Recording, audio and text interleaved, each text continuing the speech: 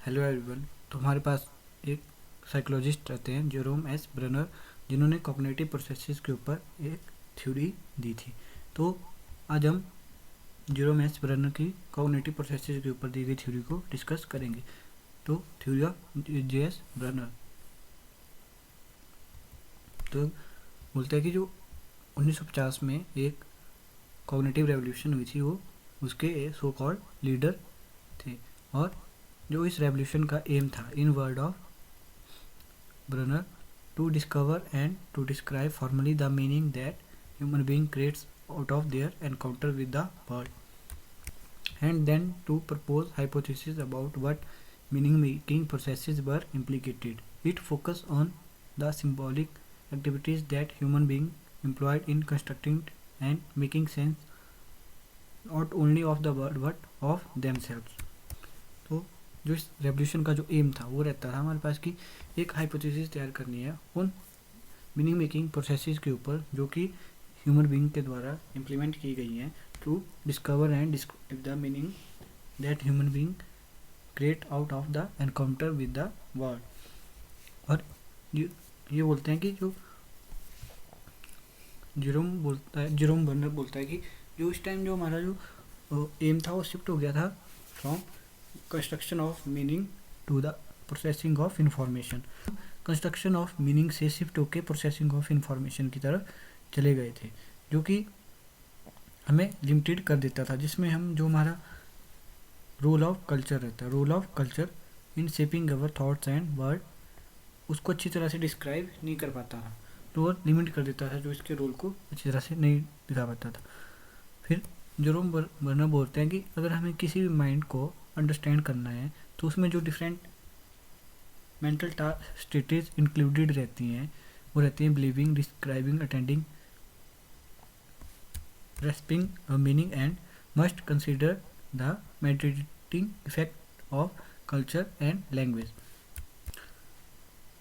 फिर वो बोलते हैं कि जो साइंटिस्ट हैं उनको जो कॉग्निटिव स्टडी है वो आइसोलेशन में नहीं करनी चाहिए, क्योंकि जिस सिंबॉलिक सिस्टम का जो इंडिविजुअल यूज़ करते हैं कंस्ट्रक्टिंग द मीनिंग, वो पहले से मौजूद रहता है और उसका जो उस पर जो इफेक्ट रहता है कल्चर और लैंग्वेज का वो बहुत ही ज़्यादा रहता है। तो साइंटिस्ट जो है उनको जो कॉग्निटिव स्टडी है वो उसको आइसोलेशन में नहीं करना चाहिए। इसके लिए हमें मतलब effect of language and culture को भी स्टडी करना होता है, जो कि interaction with the physical world के साथ ही हम कर सकते हैं। फिर बोलते हैं तो बर्नर की एक एजम्पशन थी, वो थी कि outcome of cognitive development is thinking. तो जो कॉग्निटिव डेवलपमेंट की आउटकम थी वो क्या है, thinking, and the intelligent mind creates from experience.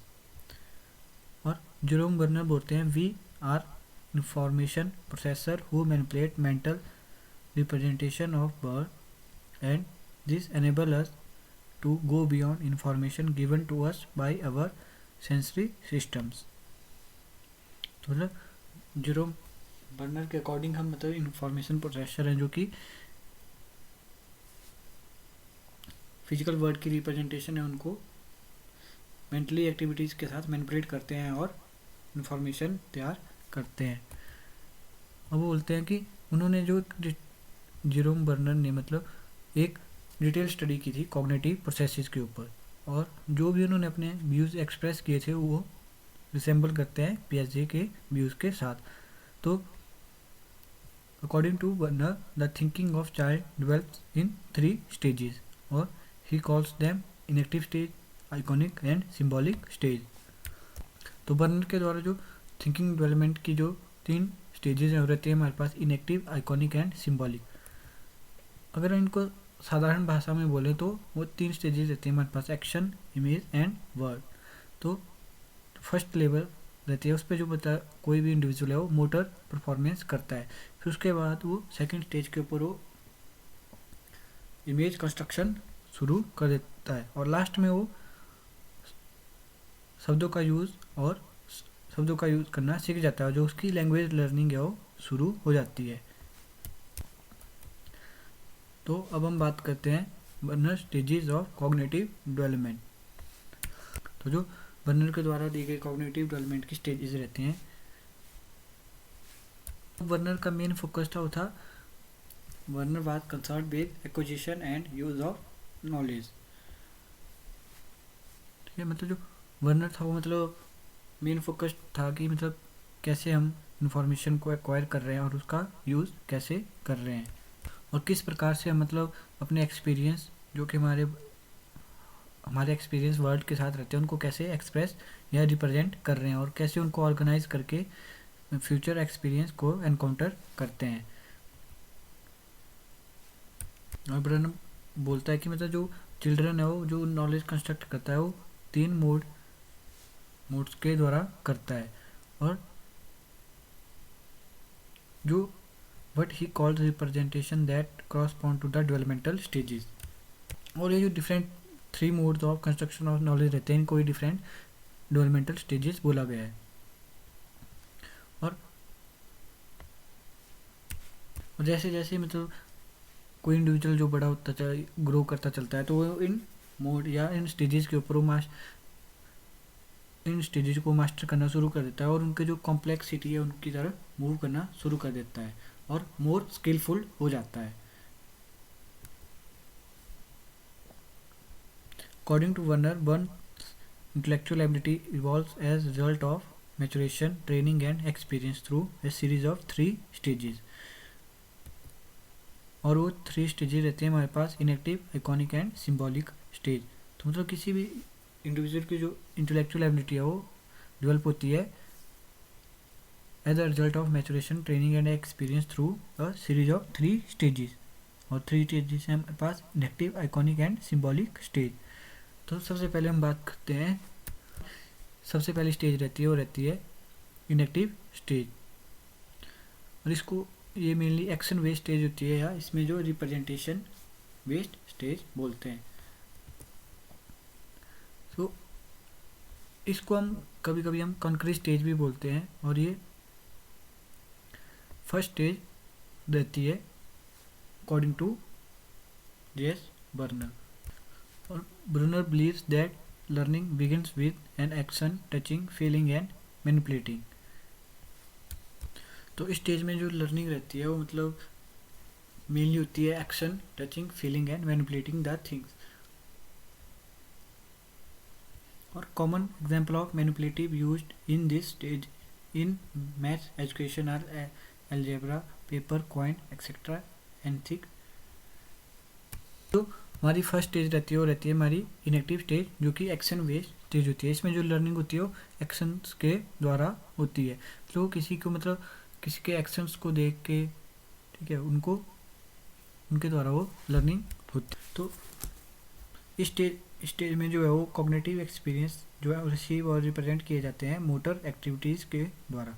तो जो कोई भी लर्निंग रहती है वो रहती है हमारी मोटर एक्टिविटीज़ के द्वारा या फिजिकल एक्शन।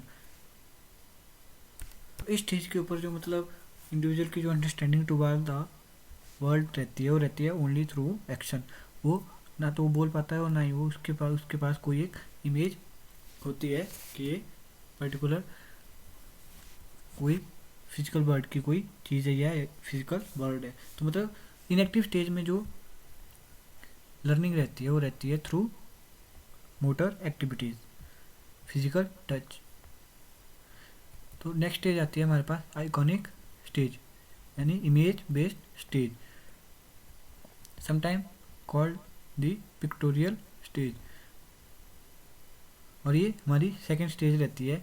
इसमें जो है मतलब इमेज फॉर्मेशन शुरू हो जाती है, यानी मतलब इस स्टेज में जो है मतलब जो इंट्रैक्शन जो होती है इंडिविजुअल की वर्ड के साथ वो शुरू हो जाती है बाय द विजुअल रिप्रेजेंटेशन।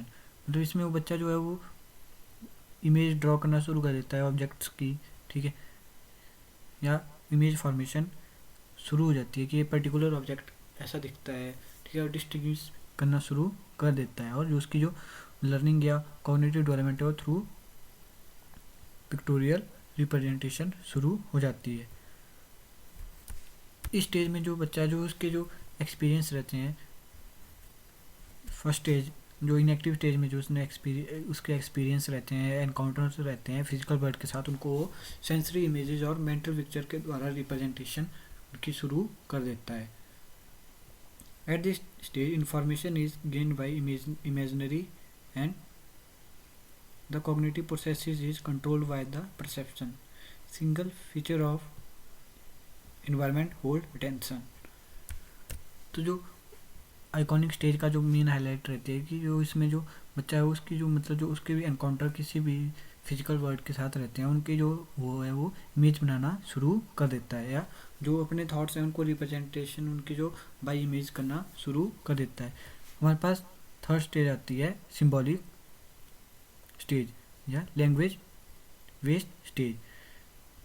तो इस स्टेज को हम अब्स्ट्रैक्ट स्टेज भी बोलते हैं। और जो हमारी सेकेंड स्टेज आइकॉनिक स्टेज में जो इमेज फॉर्म हुई होती है, उनको इस स्टेज में सिंबॉलिक स्टेज में वो वर्ड्स या सिंबल्स के थ्रू रिप्रेजेंट करना शुरू कर देता है। और जो शब्द और सिंबल्स का यूज़ है वो स्टूडेंट को अलाउ करता है to organise information in their mind by relating concept together.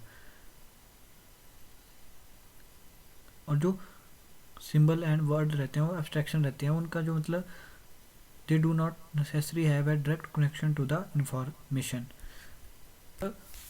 जो इस स्टेज में जो हमारे वर्ड एंड सिंबल्स रहते हैं वो हेल्प करते हैं to organise information by relating concept together. एक स्टेज का अगर हम कोई एग्जांपल लेते हैं कि जैसे a number is a symbol used to describe how many of something there are, but number in itself has a little meaning without the understanding of it mean for there to be that number of something। मतलब अगर हम example ले रहे हैं कि कोई एक number है, वो सिंबल है टू रिप्रेजेंट कि यहाँ पे कौन सी चीज़ कितनी है, ठीक है। पर जो नंबर है उसका एक पर्टिकुलर अपना भी कुछ एक मीनिंग रहता है, ठीक। उस पर उसकी अंडरस्टैंडिंग ना होके सिर्फ उसका इतना सा मीनिंग पता रहता है कि ये क्वांटिटी बताता है कि कौन सी चीज़ कितनी है, ठीक है। मतलब उसका जो डीप अंडरस्टैंडिंग रहती है वो नहीं होती है अभी सिंबॉलिक स्टेज में। During this stage cognitive experience are received and represented through symbols. The child engage in symbolic activities such as language and mathematics. Here action and images are translated into words. The symbolic stage allow compatibility। इस stage में क्या होता है कि मतलब जो interaction होती है वो थ्रू सिंबल एंड वर्ड शुरू हो जाती है। मतलब इसमें जो बच्चा है वो मतलब एंगेज हो जाता है symbolic activity such as language and mathematics. और यहाँ पे मतलब जो बच्चा है वो मतलब जो कोई भी एक्शन या इमेज है उसको ट्रांसलेट करना शुरू कर देता है इन वर्ड। ये थी हमारे पास जेरोम एस बर्नर थ्योरी, जो कि कॉग्निटिव डेवलपमेंट या कॉग्निटिव प्रोसेसेस के ऊपर रहती है। Thank you.